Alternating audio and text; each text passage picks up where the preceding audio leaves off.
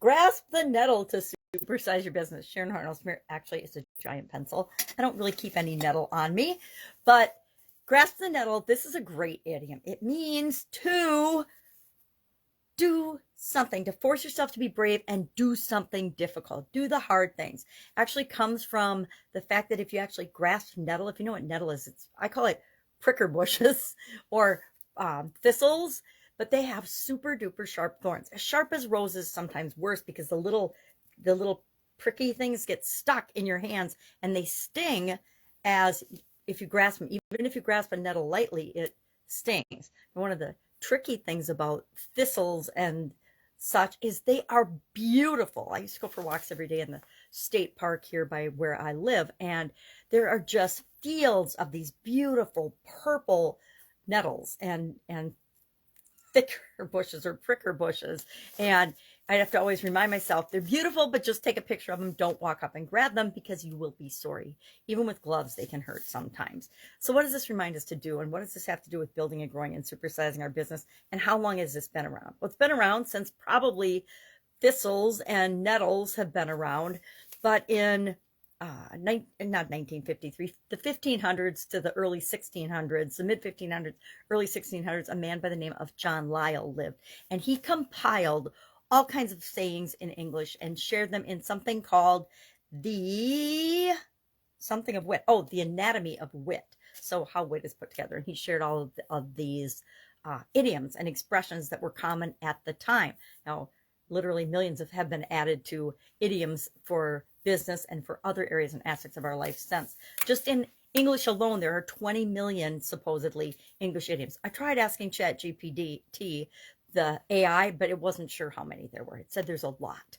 Very specific answer. Anyway, won't get into AI today. But how do we do this? How do we use this? Grasp the nettle. I don't think I've ever said grasp the nettle in my entire life, with the exception of sharing this idiom. But how do we do that? How do we do the hard things in our business? Because I guarantee if you're in business any amount of time, you are going to be required to do hard things. One of the hardest things I ever had to do in one of my businesses was fire or let go of our absolute biggest customer. They represented about 80% of our overall sales for our company, but they were also taking 98% of our time to deal with them, manage them, and supply them as a customer. And after a year of looking at this and struggling with this and analyzing it and trying to fix the situation with them, realized that they didn't care. They didn't care about our business at all. And so we stopped serving them. And I will tell you, it was one of the hardest things I've ever done, was to fire them as a customer. But what it did is it freed up all of our time, all of our energy, all of our resources. And I think it was within 3 months, we had not only replaced that customer, but almost doubled the size of our business, because we had all these resources and all these people and all these positive things going on in the business, instead of having to deal with the drama and the trauma that one customer was causing us. Now, it was a multi-site customer, manufacturing business, so big deal.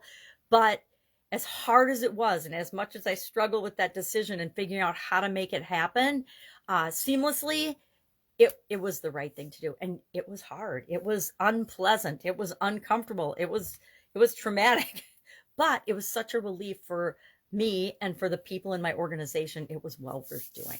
So what is something like that? Some hard thing that you've had to do in your business? For me, it's always involving people, right? The hardest things for me personally involve people, because I believe in building relationships. And when those relationships don't work out, I feel like it's partly my fault, or all my fault sometimes, even though it might not be my fault at all. Big lesson learned in life. All right, that's it. That's our idiom for today. If I can help you anyway, ask. Otherwise, have a fabulous day. It's a new week in a new year, and that's always exciting. Have a great day. I'll be with you tomorrow.